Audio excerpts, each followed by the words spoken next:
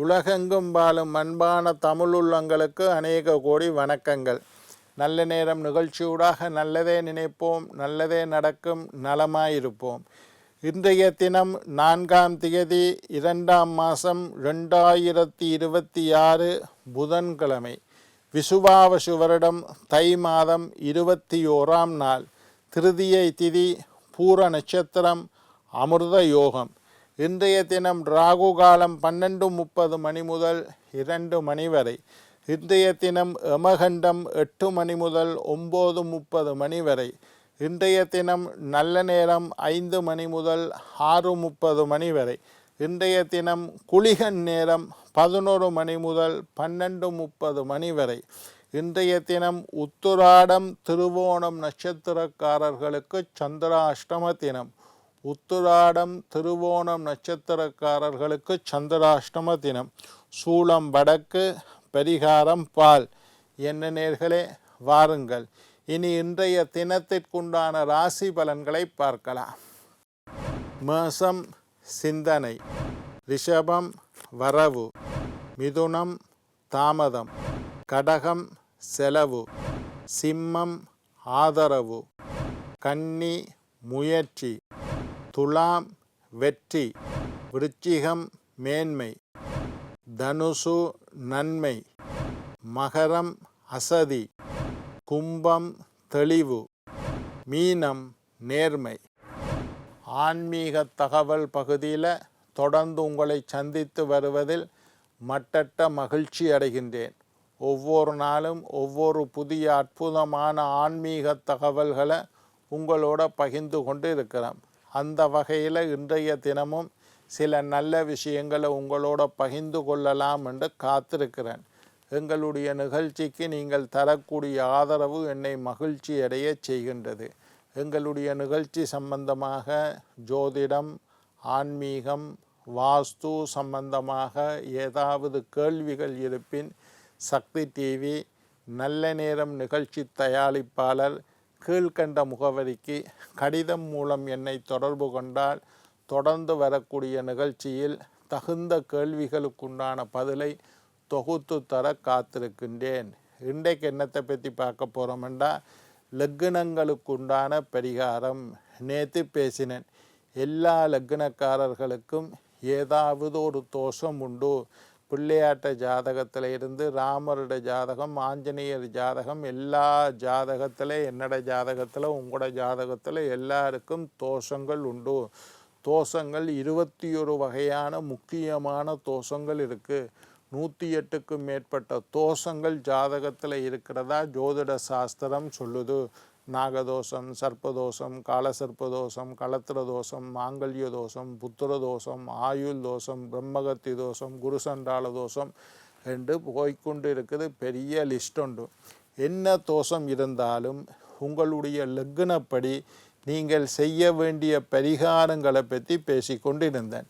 நீங்கள் மேஷ லக்னமாக இருந்தால் துவரை என்கின்ற தானியத்தை ஊற வச்சு ஆட்டுக்கு போடுங்கோ. நீங்கள் ரிஷப லக்னமாக இருந்தால் மொச்சை என்கின்ற தானியத்தை ஊற வச்சு வெள்ளை நிற பசுவுக்கு கொடுங்கோ. நீங்கள் மிதுன லக்னமாக இருந்தால் பச்சை பயறு தண்ணியில் ஊற வச்சு குதிரைக்கு சாப்பிட கொடுங்கோ. நீங்கள் கடக லக்னமாக இருந்தால் பறவைகளுக்கு அடிக்கடி நெல் போட்டு வாங்க. பறவைகளுக்கு நெல் போடுறது கடக லக்னக்காரருக்கு நல்லது. நீங்கள் சிம்ம லக்னமாக இருந்தால் கோதுமை என்கின்ற தானியத்தை ஊற வச்சு பசுமாட்டுக்கு கொடுங்கோ. கோயிலில் உள்ள பசுமாடாக இருந்தால் ரொம்ப சிறந்தது. இல்லாட்டி ஏதோ வீட்டில் வளர்க்குற பசுமாட்டுக்கும் கொடுக்கலாம். நீங்கள் கன்னி லக்னமாக இருந்தால் பச்சை பயறு அதை நெல்லில் தண்ணியில் ஊற வச்சு பசுமாட்டுக்கு கொடுங்கோ. அது எந்த பசுவாக இருந்தாலும் சரி, கோயிலில் உள்ள பசுவுக்கு கொடுக்குறது நல்லது. ஏனென்னா கோயிலில் உள்ள பசுமாட்டிலிருந்து பாலை கலந்து அந்த பாலில் கோயிலில் உள்ள சாமிக்கு அபிஷேகம் செய்வார்கள். அப்போ நீங்கள் கொடுக்குற உணவு பாலாக மாறி தெய்வத்துக்கு அபிஷேகம் செய்யப்படும். அதனால் கோயில் மாட்டுக்கு கொடுக்குறது நல்லது. அல்லது பசுமாடு வளர்க்குறவர்கள்ட்ட போயும் கொடுங்க கோயில் இல்லாட்டி. கன்னி லக்னமாக இருந்தால் பச்சை பயிறு. நீங்கள் துலா லக்னமாக இருந்தால் உங்களுடைய லக்னம் நன்றாக தெரிந்து கொள்ளுங்கள், ஆழமாக புரிந்து கொள்ளுங்கள். ராசி அல்ல லக்னம். ராசி எல்லாருக்கும் தெரியும். கோயிலில் நீங்கள் ராசி பலன் பார்க்குறதுக்கு ராசி பார்ப்பீங்க, கோயிலில் அர்ச்சனை பண்ண நட்சத்திரம் பார்ப்பீங்க. உங்களோட ஜாதகத்தை எடுத்து பாருங்கோ. நீங்கள் என்ன லக்னம், ஜோதிடத்தை சம்பந்தமான அறிவுள்ளவர்கள் எல்லாம் என்ன லக்னம் என்று நீங்கள் கண்டிப்பாக தெரிந்து வைத்து கொள்ள வேண்டும். கோயிலில் அர்ச்சனை பண்ணிக்கலோ கூட லக்னத்தையும் ராசி நட்சத்திரம் லக்னம் கோத்திரம் எல்லாம் சொல்லி அர்ச்சனை செய்யலாம். நீங்கள் துலா லக்னமாக இருந்தால் மொச்சை என்கின்ற தானியம் வெள்ளை கலரில் இருக்கும், பசுமாடு விரும்பி சாப்பிடும். மொச்சை என்கின்ற தானியத்தை எடுத்து தண்ணீரை முதல் நாள் ராத்திரியை ஊற போட்டு அடுத்த நாள் பசுவுக்கு கொடுக்கலாம். நீங்கள் விருச்சிக லக்னமாக இருந்தால் துவரை என்கின்ற தானியத்தை தண்ணியில் ஊற போட்டு பசுவுக்கு அல்ல எருது, ஆண் மாடு, நாம்பன் மாடுன்னு சொல்லுவோம் பேச்சு வழக்கில். எருது சிவபெருமானினுடைய வாகனம் எருது. நீங்கள் விருச்சிக லக்னமாக இருந்தால் துவரை என்கின்ற தானியத்தை ஊரை போட்டு எருது ஆண் மாட்டுக்கு கொடுங்க. நீங்கள் தனுசு லக்னமாக இருந்தால், என்னுடைய லக்னம் ராசி அல்ல, என்னுடைய லக்னம் தனுசு ஐயா, கடலை கொண்டை கடலை தட்சணாமூர்த்திக்கு மாலை கட்டி போடுவோம், சுண்டல் செஞ்சு சாப்பிடுவோம். அந்த கொண்ட கடலை எடுத்து அப்படியே கொடுத்தா மாடு சாப்பிடாது. அதை தண்ணியில் ஊற வையுங்க. முதல் நாள் ராத்திரி போட்டால் கடலை அப்படியே ஊறிக்கொண்டு இருக்கும். அதை அவிக்கணுன்ற அவசியம் இல்லை. தனுசு லக்னக்காரர்கள் கடலையை ஊட போட்டு எருது பசுமாடு இல்லை ஆண் மாடு சாப்பிட கொடுங்க. நீங்கள் மகர லக்னமாக இருந்தால் எள்ளில் 2 எள் இருக்குது. கருப்பு எள் ஒன்று இருக்குது, வெள்ளை எள் இருக்குது. வெள்ளை எள் பாவிக்க கூடாது. கருப்பு எள் தான் நவதானியத்தில் உண்டு. கருப்பு எள் நவதானியத்தில் கருப்பு எள் தான் வரும்.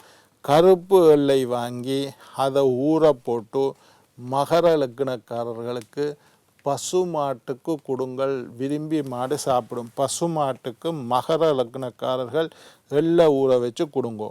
நீங்கள் கும்ப லக்னக்காரர்களாக இருந்தால் நீங்களும் கருப்பு எள், வெள்ளை எள் அல்ல கருப்பு எள் வாங்கி எருமை மாட்டுக்கும் கொடுக்கலாம், எருதுக்கும் கொடுக்கலாம். எருது என்பது ஆண் மாடு. எருமை மாடை கண்டுபிடிக்க கஷ்டமாக இருந்தால் எருது கோயில்களில், சிவன் கோயில்களில் ஆண் மாடு வளர்ப்பினம்.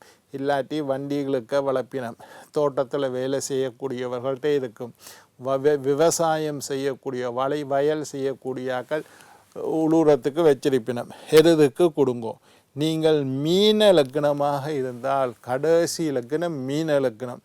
மீன லக்னக்காரர்களாக இருந்தால் கடலை, கொண்டை கடலை, மஞ்சள் கடலை, தட்சணாமூர்த்திக்கு மாலை போடுற கடலை, இல்லை நாங்கள் சுண்டல் செய்து சாப்பிட்ற கடலை, கடலையை தண்ணியில் ஊற வையுங்கோ. ஊற வச்சு தான் கொடுக்கணும். ஒரு நாள் பூரா ஊற வச்சு ஒரு ராத்திரி போட்டிங்கன்னா காலையில் ஊறிடும்.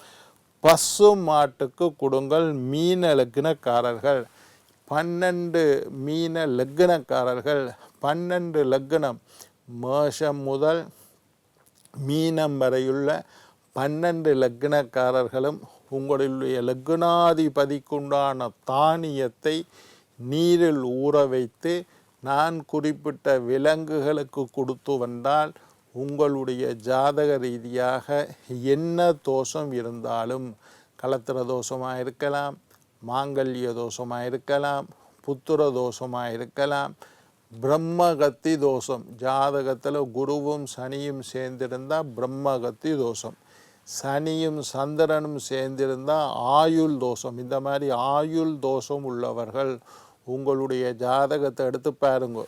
12 கட்டம் சிம்பிள். நான் சொல்லித்தால் இந்த நிகழ்ச்சியை கேட்டாலே நீங்கள் பாதி ஜோதிடராக மாறி விடுவீங்க. ஜாதகத்தை எடுத்து பாருங்க. 12 கட்டம் இருக்கும். இந்த 12 கட்டத்தில் எந்த கட்டத்திலேயாவது சனியும் சந்திரனும் சேர்ந்திருந்தால், சனியும் சந்திரனும் சேரக்கூடாது. சனியோட சந்திரனோ சந்திரனோட சனியோ சேரக்கூடாது. ஒருத்தருக்கொருத்தர் 180 பாகையிலிருந்து பார்க்கக்கூடாது. ஒருத்தரிட வீட்டில் ஒருத்தர் இருக்கக்கூடாது. அதெல்லாம் கண்டுபிடிக்க கஷ்டம். பொதுவாக நீங்கள் சனியும் சந்திரனும் சேர்ந்திருந்தால் கண்டிப்பாக இந்த பரிகாரங்களை செய்யுங்கள். கொஞ்சம் மினக்கட்டு செய்யணும். கொஞ்சம் சிரத்தை எடுத்து செய்யுங்கள். அது மாதிரி குருவும் ராகுவும் சேர்ந்திருந்தால் குரு சண்டால தோஷம், சில கிரக செயற்கையினால் சில யோகங்களும் உண்டாகும், சில தோஷங்களும் உண்டாகும். அதை பற்றியெல்லாம் நான் பேசியிருக்கிறேன்.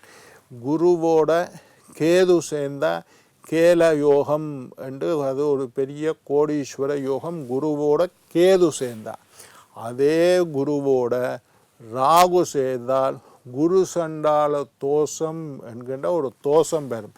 அப்படி குரு சண்டால தோஷம் இருந்தால் நீங்கள் என்ன லக்னக்காரர்களாக இருக்கிறீங்களோ அந்த சொன்ன குறிப்பிட்ட தானியத்தை தண்ணியில் ஊற போட்டு குறிப்பிட்ட மிருகத்துக்கு விலங்குக்கு உண்ண கொடுத்தால் அந்த தோஷம் உங்களுக்கு நீங்கிவிடும். குருவும் சந்திரனும் சேர்ந்திருந்தால் யோகம், குருவும் கேதுவும் சேர்ந்திருந்தால் யோகம், குரு ராகுவோடு சேர்ந்தால் தோஷம், சனியும் சந்திரனும் சேர்ந்தால் தோஷம், சனியும் செவ்வாயும் சேர்ந்தால் தோஷம். இந்த மாதிரி தோஷங்கள் இருக்கக்கூடியவர்கள் இந்த பரிகாரங்களை செய்தால் உங்களுடைய தோஷங்கள் எல்லாம் நீங்கிவிடும். இந்த தோஷங்கள் எல்லாம் நீங்கிட்டுதான் இருந்தால் உங்களோட வாழ்க்கையில் முன்னேற்றம் ஏற்படும். என்ன நேயர்களே, நாளை மற்றொரு நிகழ்ச்சியில் உங்களை சந்திக்கும் வரை உங்களிடம் விடைபெறுவது உங்கள் ஜோதிட சித்தர் டாக்டர் ராஜராஜ குருக்கள்.